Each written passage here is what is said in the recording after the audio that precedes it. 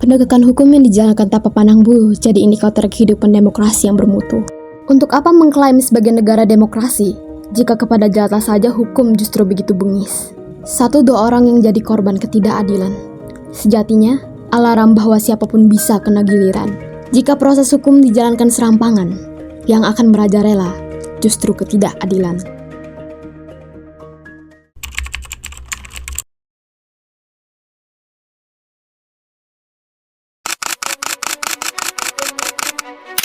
Sidang pencurian 7 batang kayu jati dengan terdakwa nenek berusia 63 tahun di Pengadilan Situbondo, Jawa Timur diwarnai tangisan histeris. Kasus pemerkosaan di Luwu Timur seakan membuka kembali kekecewaan masyarakat kepada aparat kepolisian atas sekian laporan yang akhirnya jalan di tempat.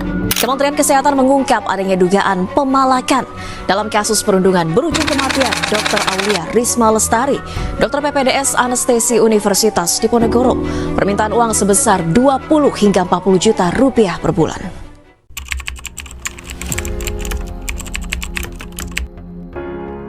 Sistem hukum dan peradilan di Indonesia mengalami beberapa tantangan dan perkembangan. Perkembangan yang terjadi contohnya seperti reformasi hukum yang terus dilakukan untuk meningkatkan kualitas sistem hukum dan peradilan, termasuk transparansi, akuntabilitas, dan profesionalisme di lembaga peradilan. Penggunaan teknologi dalam peradilan juga masih semakin berkembang untuk meningkatkan efisiensi. Tantangan yang masih saja dihadapi pada saat ini adalah masalah korupsi. Masalah korupsi masih mengganggu sistem hukum meskipun ada lembaga seperti KPK yang berusaha untuk mengatasinya.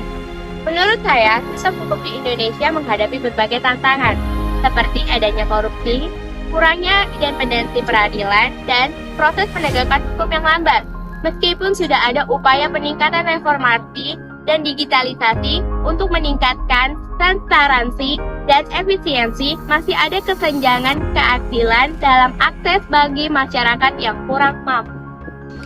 Pendapat saya, secara keseluruhan, sistem peradilan Indonesia masih sangat membutuhkan banyak pembenahan untuk menjalankan fungsi utamanya, yaitu menegakkan keadilan yang adil dan merata bagi warga negara. Namun, tantangan tentang tersebut tidak berarti kalau tidak ada kemajuan. Maka dari itu, berbagai pihak berupaya untuk memperbaiki sistem tersebut. Menurut pendapat saya, hukum peradilan di Indonesia belum sepenuhnya dilakukan dengan sempurna. Seperti contoh, proses hukum yang lambat, peradilan yang cenderung formalistik, pelindungan hukum yang seringkali disalahgunakan, dan lain sebagainya. Dari contoh tersebut mencerminkan kompleksitas sistem peradilan di Indonesia yang satu sisi dihadapkan dengan tantangan besar, tapi di sisi lain juga memiliki potensi. Oleh sebab itu, hukum peradilan Indonesia harus ditegakkan setegak-tegaknya dan seadil-adilnya tanpa membedakan antara satu dengan yang lain. Menurut pendapat saya bahwa hukum keadilan di Indonesia itu memiliki keunggulan dan tantangannya. Salah satu keunggulannya itu adalah di mana MK atau Mahkamah Konstitusi itu sangat berperan aktif dalam menguji undang-undang terhadap konstitusi, yang di mana MK itu bertugas untuk memastikan bahwa peraturan itu sesuai dengan prinsip-prinsip dasar negara. Yang kedua, di mana ada tantangannya itu. Salah satu tantangannya itu adalah di mana keadilan di Indonesia itu sangat-sangat lambat, sehingga dapat menghambat setiap hak keadilan warga negara. Sistem peradilan hukum di Indonesia saat ini masih banyak sekali menghadapi tantangan. Kepercayaan publik terhadap sistem ini juga seringkali tergerus oleh kasus-kasus di mana hukum tampak berat sebelah atau dipengaruhi oleh kepentingan tertentu. Untuk membangun sistem yang benar-benar adil dan dapat diandalkan, diperlukan komitmen kuat dari beberapa pihak yang berguna untuk memperkuat integritas bangsa.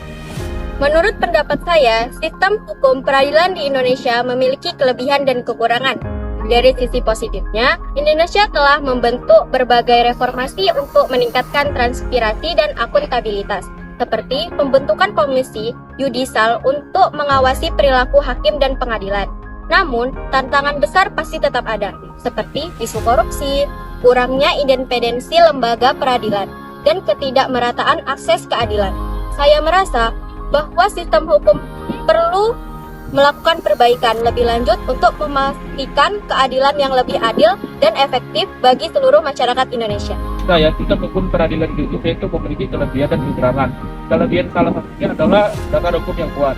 Indonesia memiliki dasar hukum yang kuat melalui perundang-undangan. Salah satunya adalah Undang-Undang Dasar 1945. Dan Indonesia juga memiliki kekurangan. Salah satunya Indonesia memiliki kekurangan adalah banyak sekali korupsi.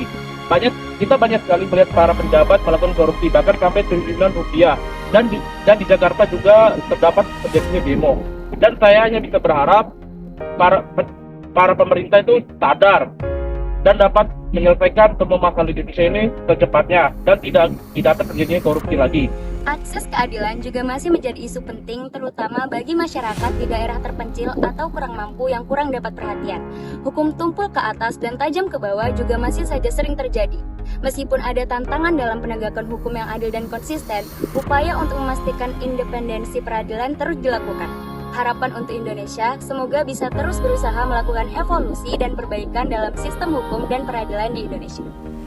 Keadilan sejati tidak boleh memihak. Sistem peradilan hukum di Indonesia harus berdiri di atas keadilan, menjaga hak setiap warga negara tanpa pandang bulu. Hanya dengan menjunjung tinggi prinsip ini, kita dapat menciptakan masyarakat yang damai dan bermartabat, di mana hukum benar-benar menjadi pelindung bagi yang lemah dan penegak bagi yang salah.